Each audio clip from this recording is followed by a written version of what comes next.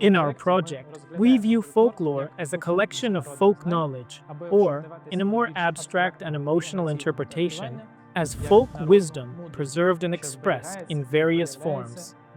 In other words, we use the original meaning of the term folklore, coined in 1846 by British writer William Thoms. In this context, rituals and traditions form a special sphere that combines myths and legends, songs and dances, folk beliefs, and ancient rituals. Rituals and traditions seem to bring other forms of folklore to life, organizing them and giving them meaning and significance. For centuries, calendar and family rituals have been an integral part of Ukrainian life. Moreover, some traditions are still preserved today, and certain unique rituals are being revived. In this episode, we explore Ukrainian rituals and traditions. Hello, I'm Nick Lisitsky. This is The Enchanting World of Ukrainian Folklore, a popular science series for those who want to learn more about Ukrainian culture and identity.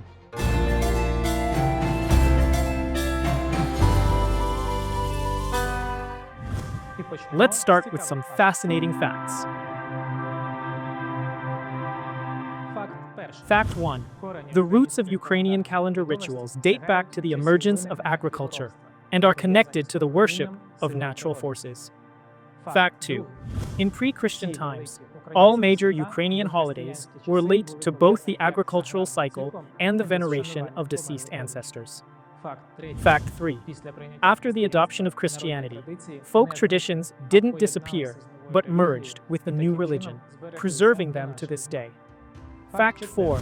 Rituals like leading the goat or malanka, where men dress in various costumes, are tied to beliefs in the afterlife, as the characters in these rituals symbolize visitors from the other world. Fact 5. Autumn in Ukrainian culture was associated with wedding rituals, as marriages typically took place during this season. Folk wisdom says, in autumn, the poor get married, in spring, the rich, and in winter or summer, the foolish. Since our videos are popular science, in the theoretical section, we provide scholarly definitions of key concepts. Rituals are a sequential set of individual or collective actions that accompany significant life events or activities, hold symbolic or ritualistic meaning, and, according to participants, aim to address specific issues by influencing natural or supernatural beings or phenomena. Traditions, on the other hand, are elements of social and cultural heritage, ideas, views, customs, norms, passed down from generation to generation and preserved in society as a whole, or within specific social groups over time. Rituals played an extremely important role in Ukrainian life. They accompanied individuals from the first to the last moments of their lives, fostering a close connection with nature, forming an integral part of economic activities, and contributing to community building and cohesion. Traditions, meanwhile, served as the foundation upon which family and societal relationships were built. In our episode on beliefs, we discussed how ancient, pre-Christian beliefs in Ukrainian folk culture intertwined with Christianity, forming what is known as folk religion. By the way, check out that episode if you haven't seen it. It's crucial for understanding our rituals and traditions. The roots of Ukrainian calendar rituals trace back to the rise of agriculture, when people began noticing how the sun and moon influenced crop growth. Since survival literally depended on a good harvest, celestial bodies and other natural forces were given divine status and later divine embodiments. For example, Dashbo was associated with the sun, while Perun was linked to thunder, lightning, rain, and fertility. The sun became a central element of the folk calendar, with solstice days being the most significant holidays. Kolyada in winter, and Kupala in summer. The days of spring and autumn equinoxes also held magical significance. Ancient Ukrainians believed that during these special days, the boundary between worlds became so thin that the spirits of deceased ancestors could return to Earth. Thus, calendar rituals and the worship of natural forces intertwined with another defining feature of Ukrainian beliefs, which we've mentioned before, the cult of ancestors. As a result, all major Ukrainian holidays in pre-Christian times were connected to both the agricultural cycle and the veneration of deceased relatives. The word "were" isn't entirely accurate here, as folk rituals and traditions didn't vanish with the adoption of Christianity. The dates of folk holidays were aligned with the church calendar, new Christian traditions layered onto pre-Christian ones, and pre-Christian practices adapted to the church. This process, of course, didn't happen overnight. It unfolded over centuries, gradually forming the renewed ritual tradition that has reached us today. Ukrainian rituals are divided into three groups: calendar rituals, family rituals, occasional rituals.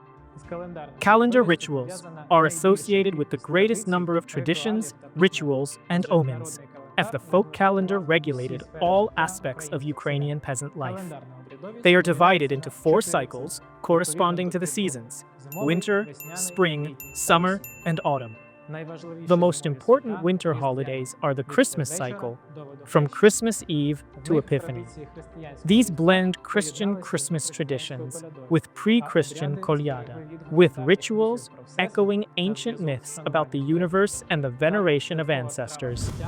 For instance, kutia, a festive dish, is essentially a memorial dish.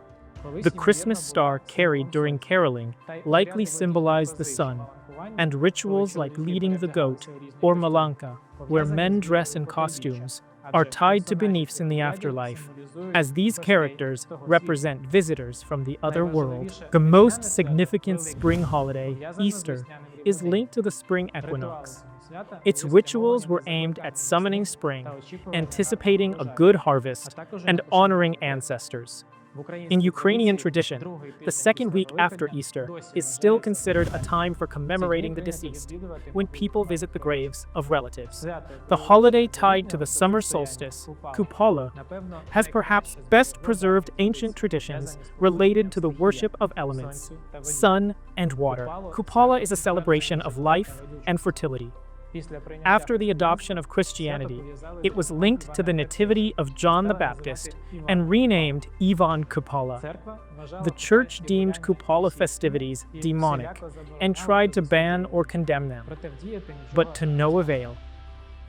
As Alexei Verope wrote in his work Customs of Our People, since ancient times in Ukraine, girls and boys have left the village with joyful songs, lit bonfires on hills or in forests near rivers, danced around them, and jumped over the flames. Girls also sing prophetic songs and observe various omens to see if their heartfelt wishes will come true. Today, Kupala traditions have become part of modern culture, with themed festivals and events where people can learn to weave wreaths, sing Kupala songs, and even jump over bonfires. We've covered Kupala in a separate episode. Check it out if you haven't seen it. The autumn cycle lacks such vibrant holidays because autumn in Ukrainian culture was associated with another group of rituals, family rituals, particularly weddings. Folk wisdom says, in autumn the poor get married, in spring the rich, and in winter or summer the foolish. Why? Because autumn, after the harvest, provided both time and enough food to celebrate a proper wedding.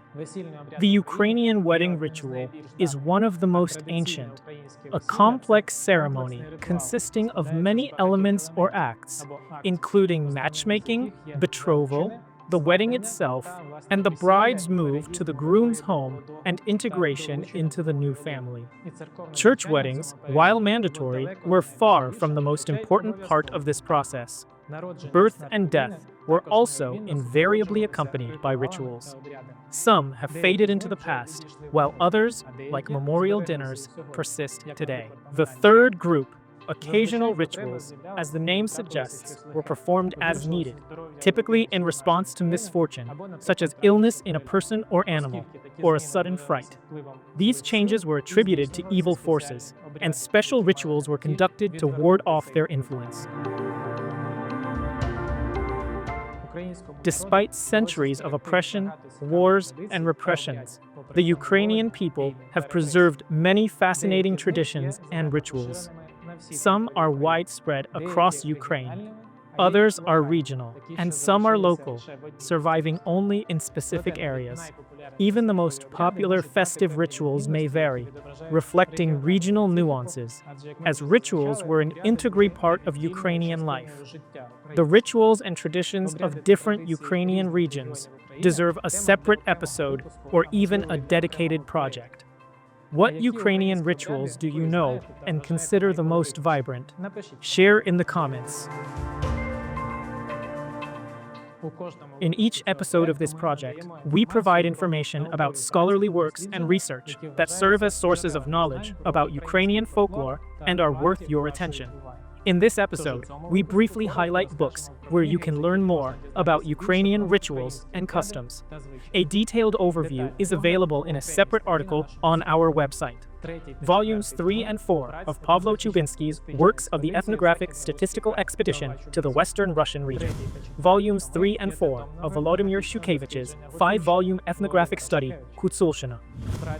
Volodymyr Vnatyuk's Funeral Customs and Rituals.